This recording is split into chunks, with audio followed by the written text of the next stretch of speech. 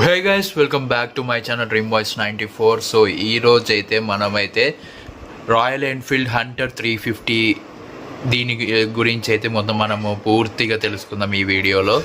So ఇది ప్రతి ఒక్కరికి ఇది కూడా చాలా అంటే చాలా ఇష్టం కాబట్టి దానికి గురించి తెలుసుకోవాలి ప్రతి ఒక్కరికి ఉంటుంది.